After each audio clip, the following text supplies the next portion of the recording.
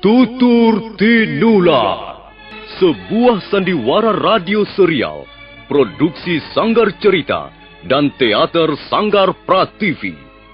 Sebuah kisah dengan latar belakang sejarah runtuhnya Singasari dan berdirinya Kerajaan Majapahit.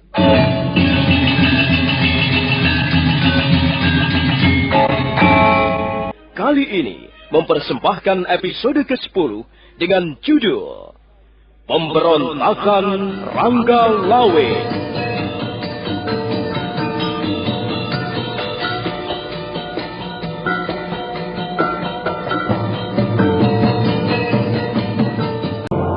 Arya Kamandanu, Sakawuni dan 20 orang prajurit Majapahit mengadakan pengejaran terhadap prajurit-prajurit Tartar yang melarikan diri dari medan peperangan.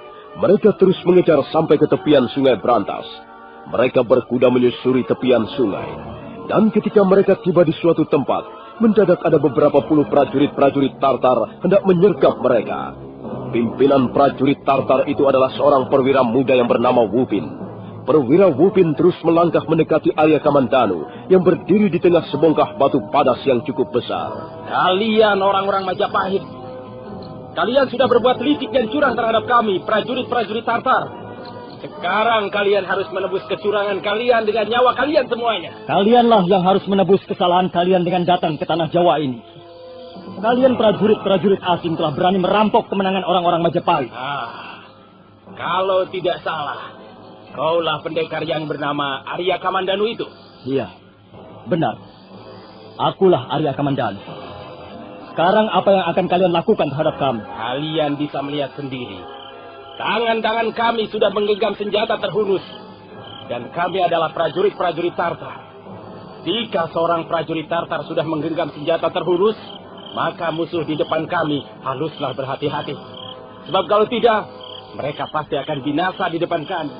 Apakah ini merupakan suatu tantangan? Kita masih dalam keadaan perang, Nona Sakawuni. Perang memang sudah selesai di alun-alun istana Singasari. Prajurit-prajurit kami banyak yang terbunuh. Tapi perang masih terus berlanjut hingga di tempat ini. Perang bisa terjadi di mana saja. Di sembarang tempat. Kalau kau merasa tidak puas karena teman-temanmu banyak yang terbunuh, mengapa kau tidak membalas dendam? Ayolah, lakukan apa yang hendak kau lakukan terhadap kami. Kami tidak gentar menghadapi maut. Kami pun prajurit-prajurit. Bagus. Tidak percuma kami berhadapan dengan orang-orang seperti kalian. Nah, sekarang marilah kita mulai. Ayo, serang mereka. Sergap mereka bersama-sama. Bunuh mereka semuanya. Mereka sudah membantai teman-teman kita di alun-alun istana Kediri. Sekarang, jangan biarkan di antara mereka lolos. Mereka semuanya harus binasa di tangan kita. Ayo, cepat, serang mereka. Suasana di sekitar tepian Sungai Brantas malam itu seketika menjadi hingar-bingar. Suasana menjadi gaduh riuh oleh bunyi orang-orang berkelahi. Tapi prajurit-prajurit Tartar benar-benar prajurit-prajurit yang tangguh dan berani. Dalam perang terbuka, mereka benar-benar tentara yang jempolan. Prajurit-prajurit Majapahit dalam waktu yang tidak terlalu lama sudah berhasil dirobohkan. Arya Kamandanu dan Sakawuni menjadi geram. Arya Kamandanu segera mencabut pedang naga puspa, kemudian mengamuk bagaikan banteng terluka.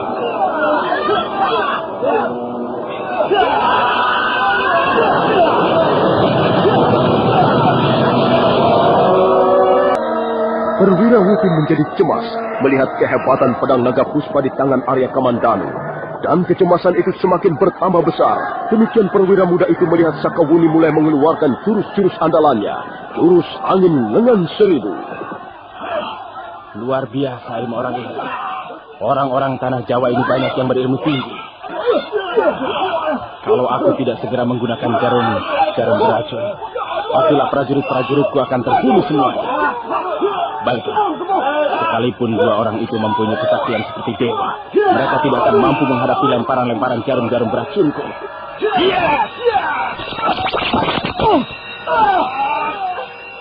Kamandanu, ada apa denganmu, Kamandanu?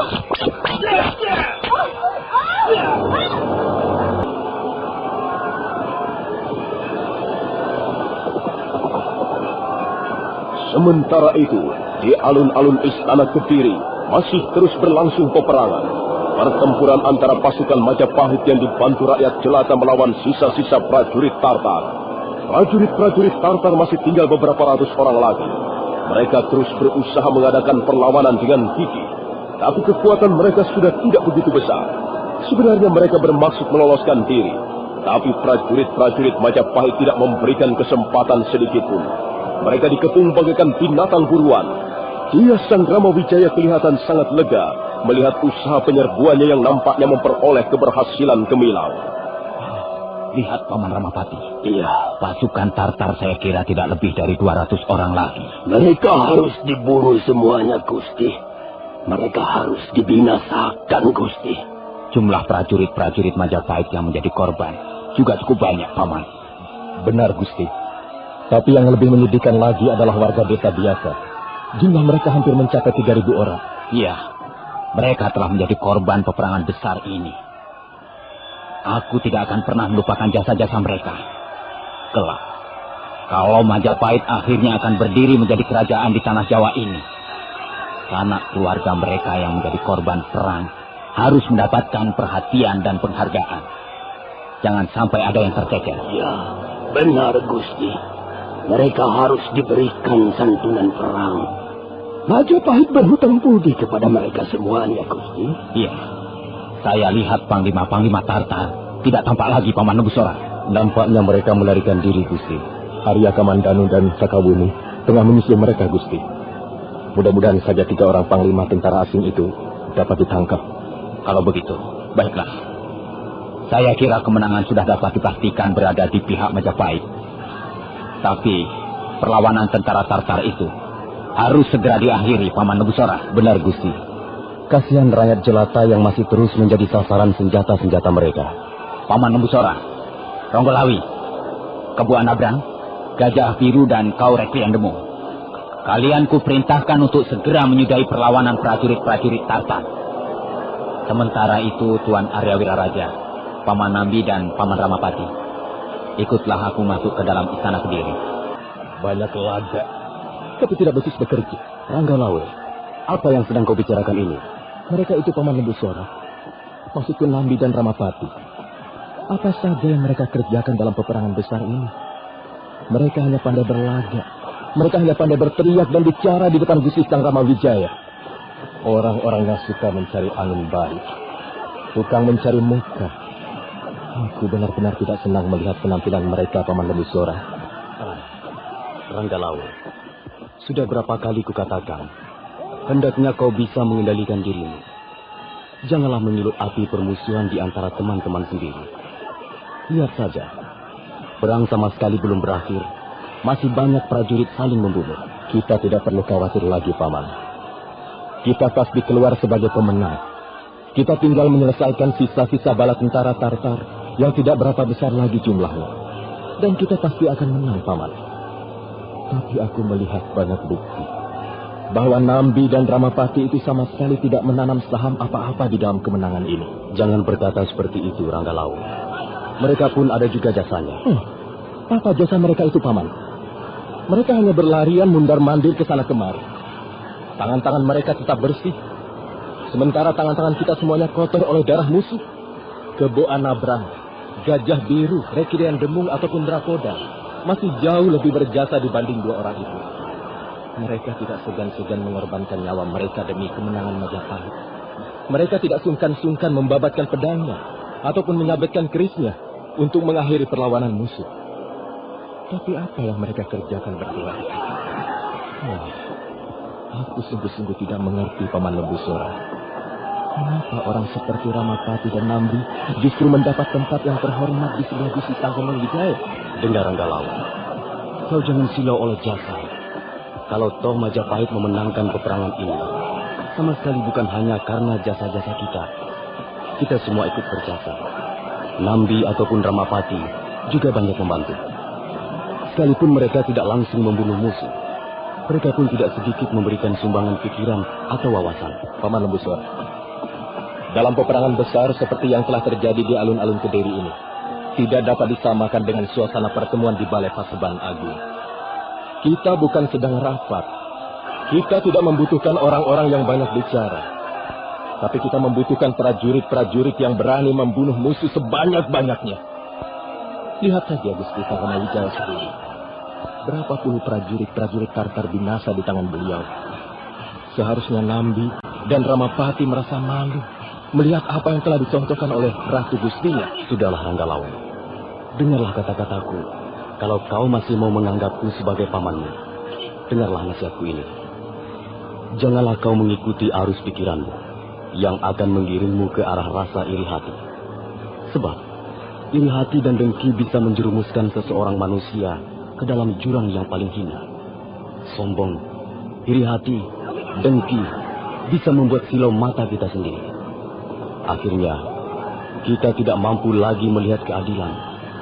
Sebab, kita hanya bisa melihat kekurangan-kekurangan orang lain saja. Seekor babi hutan adalah binatang yang sangat ganas dan buas. Tapi ada satu kekurangan yang sangat menyolok yang dimiliki binatang itu. Dia sama sekali tidak mampu menekuk ataupun membengkokkan lehernya, sehingga dia tidak bisa melihat kekurangannya sendiri.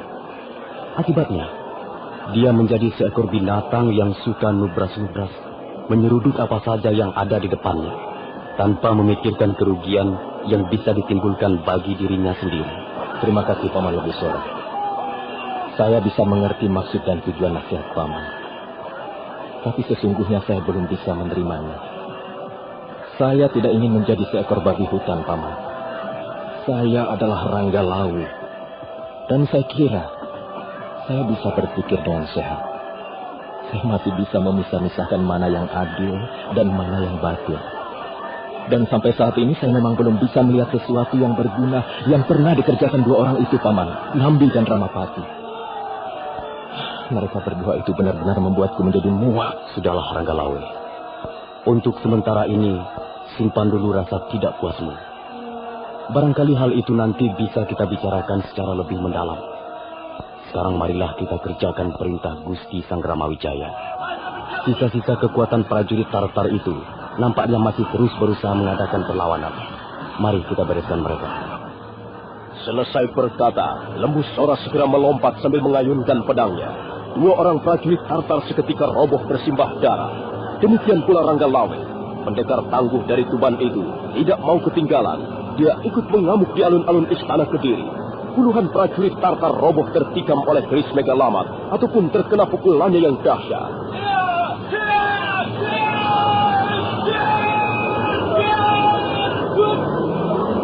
Sementara itu, Arya Kamandanu dan Sakawuni yang tengah mengadakan pengejaran terhadap prajurit-prajurit Tartar ternyata tidak bernasib mujur.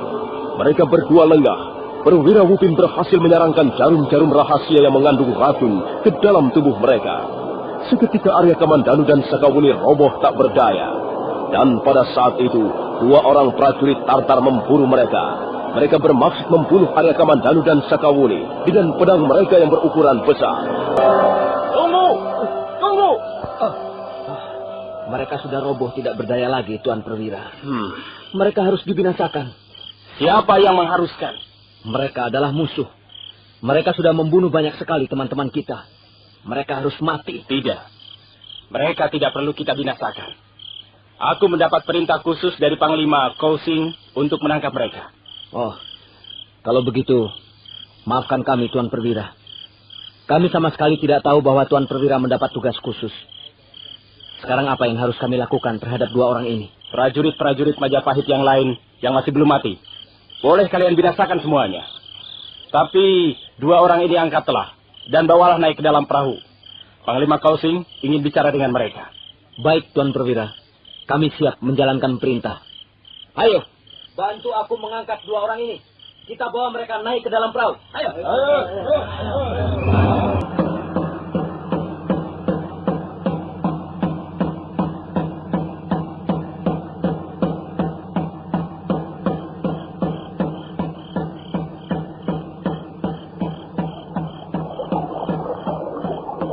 Tuan Panglima Kousing, tugas sudah saya laksanakan.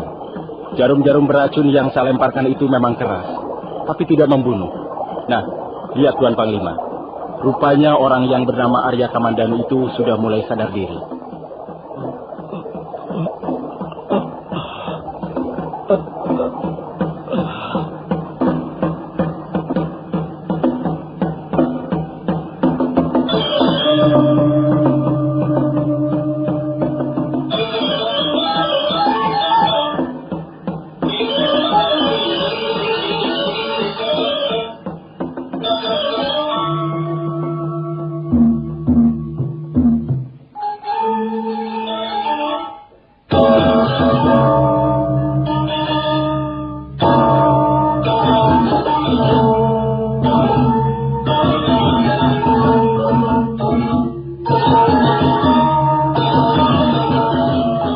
Arya Kamandanu merasakan lengannya seperti kesemutan. Pandangannya yang semula gelap semakin lama makin menjadi terang. Tapi sama sekali dia belum tahu di mana dia berada sekarang.